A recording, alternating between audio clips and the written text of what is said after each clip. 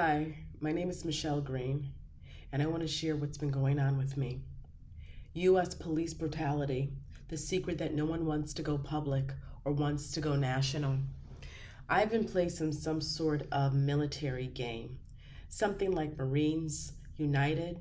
That's the game where Gloria Allred went ahead and took the military to court for 3 or 4 women who were violated by their exes.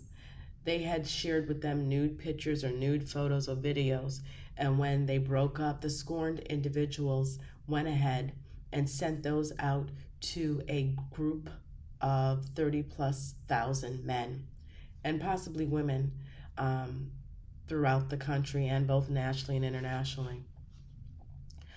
Unlike them, I've never taken a nude photo. However, what Victor Adosian has done, my ex, is had cameras placed in every place that I've lived. So I have been dehumanized, degraded, and I have a lot of sexual deviant men and women following me. So my security has been to a very heightened level where I've been raped. And yet police tell me I have to serve and protect myself, literally. I have been to police in Washington, D.C. I have been to police in Maryland. I have been to police in Georgia. I have been to police in Florida. And I have been in police in Nassau, Bahamas. To date, most of my police reports are either not documented or they're falsified.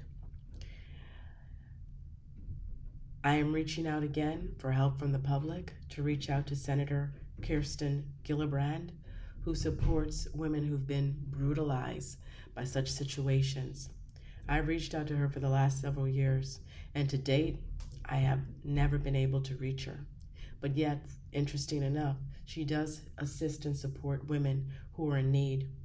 I reached out to Congresswoman Eleanor Holmes Norton on numerous occasions. To date, no type of help. Chief Conte's office, I reached out to have a face-to-face with him since for the last several years I've faced crimes and nothing's been done, including the rape, including my house being totally violated when I had it on 16th Street in Brooklyn, a house that I purchased on my own with my blood, sweat, and tears, working many hours. I had damages over $250,000 at a minimum. The police report was not provided to me for over a year. And the police report, when I did find out, it said I moved a couple things around. The insurance assessor came in and saw the damages of people who had urinated on my things, defecated, animal hair, because I had not been there on a regular. And it stated that I just moved things around. Phone lines were tapped, nothing done. Cyber crimes, nothing done. Now all of a sudden, some years later, I'm meeting with the chief of police's Tanya Gay, Detective Tanya Gay. I met with her yesterday regarding a rape. My question is, how are you going to investigate a rape several years later? But your whole focus is on asking me who is aware of these crimes that have been going on for several years that have nothing to do with a rape.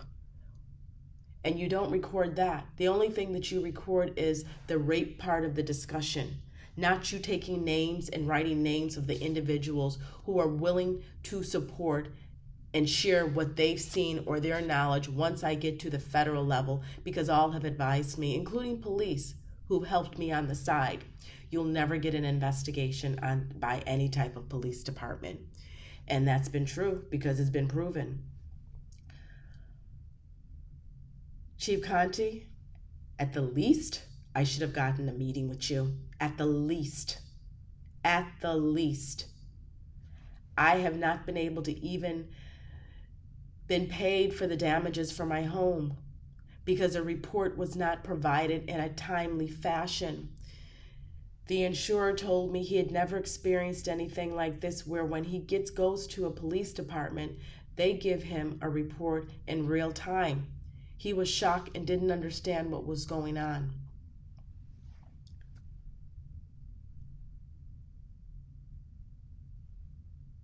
What do you say? What do you do?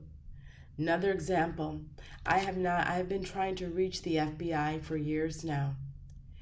I've never reached the FBI. What I've reached is when I've gone and I've hopped all over the place when I had my finances because I've been trying to get help.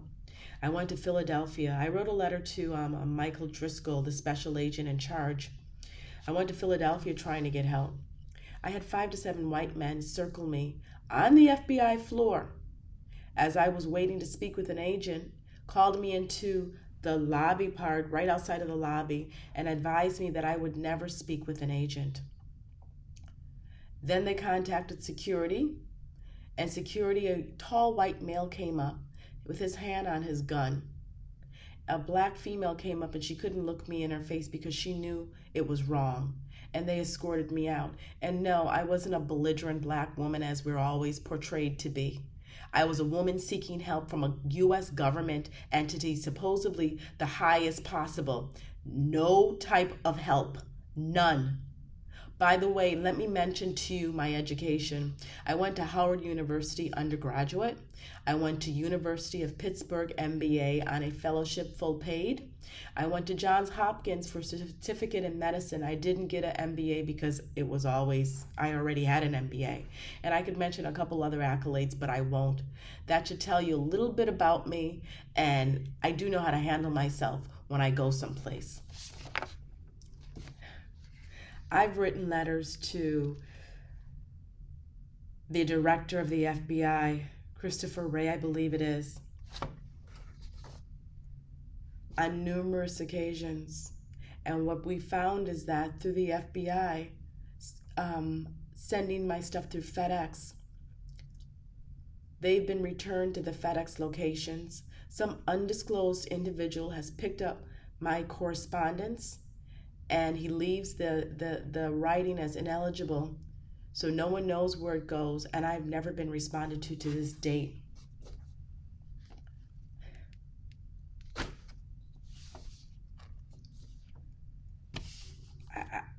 I don't know what to say at this point. I've been to the FBI this week on the 18th, and when I went on the 18th, I previously went to the satellite location. I was directed to go to the headquarters by the corporal of the FBI police, Corporal Garner. When I got there, he had given me directions to email the FBI for a meeting and to call them. I shared the fact with him that every phone that I'm on, I'm redirected somehow. I don't know how it's done, but I've been told it's sophisticated and I need to get to the FBI. The email was never responded to. I showed him that. He found that hard to believe. So he said, Michelle, let's go ahead and let's call on my work. Then he said, no, let's call on my personal. So we stood outside along with the individual, the other officer that he was training. Both were police, FBI. And he called the FBI. I went ahead, he gave me the phone, and I spoke to the gentleman. The phone conversation ended with the individual hanging the phone in my ear. Corporal Garner advised me that's not the way that an FBI phone call should go. And as I shared with him, that phone call prior to reaching that individual, I've never heard those type of messages on an FBI when I call. In addition to that, once the individual was on, I told him that's the norm that I experienced. He shared with me again, that's not the norm. He said that he would speak with his supervisor about it. I'm dumbfounded. I appreciate his help, but at the same time, that's cybercrime. It's been following me everywhere. They've found government spyware on my equipment, and still nothing is done. I've been harassed at FBI locations, and I'm still wondering why I can't get help. I started reaching out to churches, and I reached out to Greater Mount Calvary Holy Church, where there's a Archbishop Alfred Owens. I was contacted by a parishioner, or so I am told. Her name is Eloise Kelly. She advised me that the Archbishop told her to help me, and that she found that what I was sharing with her was true. She had African friends and had confirmed that my ex, Victor Adosian, had put me in some sort of game, and in order for me to get out, I was told that someone needed to buy me out of the game. She also gave me direction that I needed to once change my name initially, and then she would move forward from her Nigerian contacts to do other things. Number one, I'm not changing my name for anybody. Number two, I'm not stupid enough to do that when I don't even know who you are, what you're doing. Number three, if something happens like that and you're going through the church, what you do is you contact the FBI. You don't go through the process and tell me what to do, especially something along those lines. As I mentioned, I'm seeking help. I'm seeking to get my YouTube bombarded with comments and feedback, but also contacting Senator Gillibrand at 202-224-4451, Congresswoman Eleanor Holmes Norton at 202-408-9041, contacting Chief Conti to ask why is he refusing to assist me in the most appropriate way. His phone number is 202-727-9099. I've reached out to the UN, United Nations Human Rights Violation, which is what has been done to me.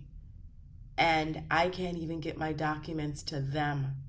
I get an email back stating the United Nations does not investigate the United States, which we all know is incorrect, especially since Mr. George Floyd died or was murdered. I am dealing with a lot of heavy things. The most important is my mother was murdered. I am in a shelter. A shelter. I used to volunteer in a shelter. I'm in a shelter not because I was poor in my finance or mismanaged them. It's because I've literally been attacked repeatedly, and police are refusing to document it. I am harassed by police up to this day, a couple days ago, which I will be getting video on that. I am tired. I've lost over 60 pounds. And I'm not going through this year. This individual put me in some crime game, and the game is anything can be done to me, and police cover up. When I say police cover up, that means they do not report the crimes. They falsify the crimes, or they do absolutely nothing at all. Who shared this with me? Police officers who don't want to get involved, but feel the need to give me some direction. Veterans who don't want to get involved, but have approached me telling me who my name is, what I've been going through, and knew everything about me. Citizens who are scared but shared stuff and shared with me that they watched me. And I don't know whether it be on computer or phone or TV, but they watched me in the privacy of my home with my mother, my elderly mother at the time before she was murdered, told me what I was wearing, what I was doing. This is not the first time someone has done that. I have repeatedly gone up to police. I've had bank accounts of $10,000 disappear. I've had bank accounts of $500 disappear, $300 disappear, telling me I never had a bank account. I've had my home worth in storage of roughly $2 million with my business been sold as West Palm Beach Police Department laughing in the background. I am going to do a series of these until I get noticed, until my voice gets heard. Why is it that Black females can just be brutalized, dehumanized, degraded, and nothing be done? More importantly, why are Black men who are police officers allowing this to happen? This is the secret that nobody wants to come out. This is a military game, I've been told, that's been going on for decades, over 10, 20, 30 years. No one's supposed to know about it. However, with me, I've been told by officers, they went to town on me because my ex, who is an American-born Nigerian, has advised me that he created me. This man left me with nothing but abuse. And just for those who are curious, you're looking at a woman who went to Howard University undergrad. You're looking at a woman who went to University of Pittsburgh MBA on a fellow, full paid scholarship. You're looking at a woman who got a certificate from Johns Hopkins because I already had the MBA. And I could give a little bit more accolades, but I won't because it's not important. The important thing is that when people come of color or sex orientation to a police department, whether it be on the East Coast, the West Coast, the North, or friggin' in the water, they're supposed to get help. But instead, police have refused to. I know that there are nudes that are out there of me. There's a gentleman today when I went to the Apple Store, Carnegie Library, to get a preservation of letter because there's been sexual photos of me out there. And I'd also like to preface the fact that I've been given drugs from ecstasy to poisons, and the list goes on. He started doing a hand job in front of me to let me know. I get people like that who Victor pays to follow me, to remind me what they put out there. I've gotten extortions. I've gotten everything. But please be put on notice, Victor Adosian. Please be put on notice, United States military. And please be put on notice, the police departments. I could give a shit. The bottom line is, I'm a U.S. citizen. I have rights. And I'm tired of this, and I'm not living this anymore. And if you're thinking that due to statute of limitations, the only thing you did was create new precedents for laws now.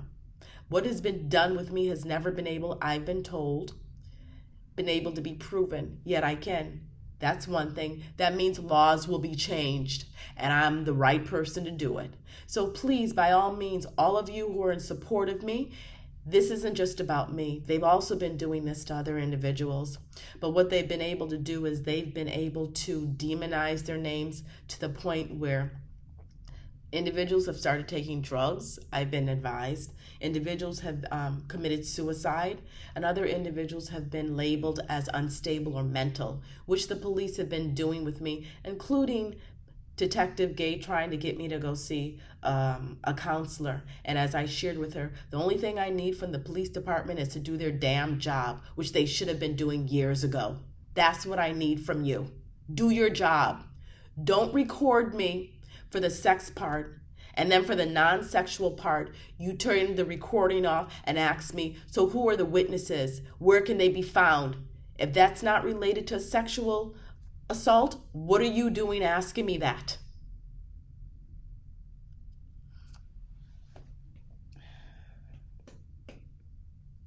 As stated, I've gone through a lot. Words can't describe. And I'm not going to just drop this. My mother was murdered. And just for the note, her death is noted as natural causes, which I can prove otherwise without a doubt. No one has ever listened to me. No one has ever heard me. No one has ever met me. The DOJ has over 1,000 pages of evidence that has never been scanned in. Protocol is they're supposed to be scanned in. I spoke with a contractor paralegal, Emily Woods, who initially lied and said that she was an attorney, to find out later when I asked to put it in writing that she actually was a paralegal and a contracting paralegal. I have a right to speak with an attorney at the DOJ. I have a right to meet with the FBI, and I have sent, or I am in the process of sending out a letter to Chief David Sutton, who is the FBI Chief of Police. And I'm copying also Christopher Wray, of FBI Director, and Congresswoman Eleanor Holmes Norton, and also the United Nations, as to why these things continue to happen and police refuse to do anything. I come with witnesses. Homeland Security, individual who's seen it, refuses to go to Homeland Security, but has witnessed and stating to me that he's willing to speak to whomever I can bring. To me, it seems like that's a violation in itself. I've had an NSA contractor share with me that, Michele, you're not being breached by your computer, you're being surveilled. I'm living in a damn shelter now, something I'm not used to. I'm used to volunteering in shelters. I'm used to having my own stuff. I work and I work hard, and I've done my blood, sweat, and tears for it to find out that all my accounts, a $10,000 bank account doesn't just friggin' disappear. And the police tell me they're not going to do anything. My USA accounts, 500, 300, money all over the place has disappeared. This story is coming out. Victor, be prepared. Be prepared well. And these death threats that have been coming my way, they don't move me. Same thing with the nudes and the extortion. Before I met you, I had nothing to be ashamed of. You've done the stuff to me. Put it out there. I'd like to see all of it, because I've been drugged in my own home to wake up to find bruises on myself. I'm not going away, Victor. I am not going away. And on that note, I will be reaching out to all my alma maters. Howard University, I need your support. University of Pittsburgh, I need your support. Johns Hopkins, I need your support. Rutgers University, I'm 18 credits shy, and I'm sure most of my credits from my other degrees will pass me over. I need your support, because I'm not getting it from anyone that I should be getting it from. I plan on reaching out. 100 black men, I supported you. Now I need your support. And for all those others, and I will be putting out your name, because I need you to go on YouTube, put a message in, get my footage, my visibility up, and start making phone calls for me. I will also be creating a Wix account so people can start seeing the documentation. I'm not lying. And ain't nothing crazy about me, as every police department that I've gone to has been trying to have me labeled as incompetent, insane, and crazy. I'm a black woman with attitude. You got that right, but I ain't crazy. And this ain't over. It is just beginning. Everything that I lost, I want back, and I'm taking back, and then some. Thank you. Want to keep it short, and hopefully I'll get some love from you guys and some support, and about to get a little teary-eyed now, so it's time for me to go. Thank you, and God bless.